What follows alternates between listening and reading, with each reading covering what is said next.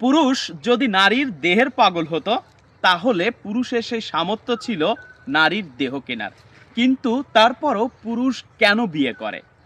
পুরুষ বিয়ে করতে যেয়ে কেন লক্ষ লক্ষ টাকা খরচ করে? পুরুষ কেন সংসার করে? পুরুষ যে চাইলেই তার সংসারের খরচ দিয়ে বাইরে আরও 4টে নারী পালতে পারত, তারপরেও কেন পুরুষ সংসারের ভিতরে আবদ্ধ থাকে?